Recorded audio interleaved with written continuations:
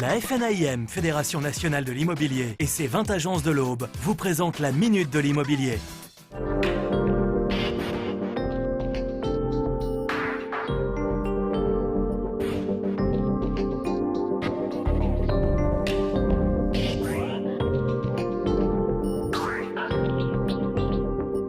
Ce soir, dans la Minute de l'immobilier, on s'intéresse aux diagnostics. Ceux-ci sont-ils obligatoires lors de la visite du bien? Et quels sont-ils? On en parle avec Céline Marteau. Bonsoir. Bonsoir. De l'agence Bruno Gaillot Immobilier à Romilly. Céline, est-ce que ces diagnostics, on peut en faire la liste?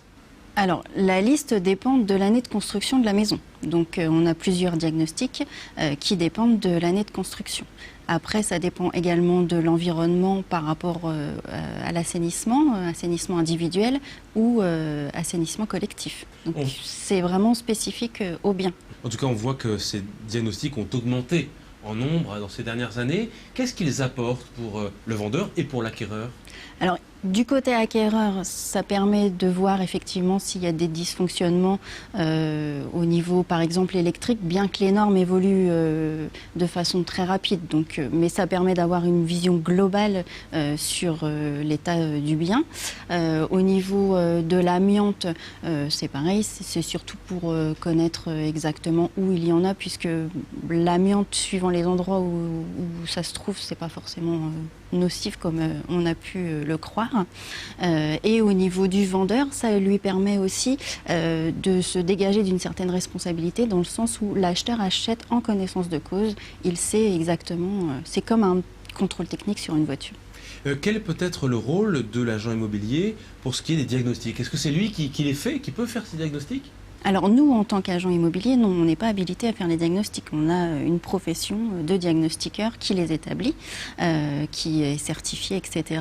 Donc nous, non, on n'intervient pas. Après, on va conseiller, on va expliquer suivant l'année de construction, suivant le type de bien, suivant le type de chauffage, etc. et la localité, quels diagnostics seront nécessaires de faire. Et vous pouvez mettre en rapport les vendeurs avec les diagnostiqueurs pour ne pas se faire arnaquer par d'éventuels charlatans? Alors, on peut effectivement lister des diagnostiqueurs sérieux sur le secteur, mais toujours en proposer plusieurs. On ne peut pas en indiquer un seul.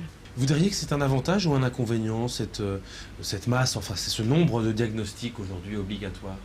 C'est un avantage puisqu'il est quand même important de savoir dans quel état se trouvent certains éléments de la maison. Après, il y en a qui sont effectivement plus intéressants que d'autres, entre guillemets. Et j'imagine, dernière question Céline, que ces diagnostics peuvent avoir un impact sur le prix? Tout à fait. Puisque après, concernant des travaux ou autres, ça peut être important de les avoir dès le début de la mise en vente, notamment un client qui vient visiter, au moins il sait tout de suite les éléments concernant le plomb, l'amiante, le gaz, l'électricité. Il n'y a pas besoin de revenir et de revérifier. Merci beaucoup Céline Marteau pour ces renseignements. Je rappelle les 3 points clés en ce qui concerne les diagnostics, c'est que tout dépend de l'année de construction du bien pour ces diagnostics, et qu'il y a un intérêt à le faire parce qu'on a une vue globale et sérieuse du bien pour le vendeur ou pour l'acheteur, et puis que le rôle de l'agent immobilier, ça peut être de mettre en relation vendeur et diagnostiqueur. Merci beaucoup et à bientôt. Je vous en prie.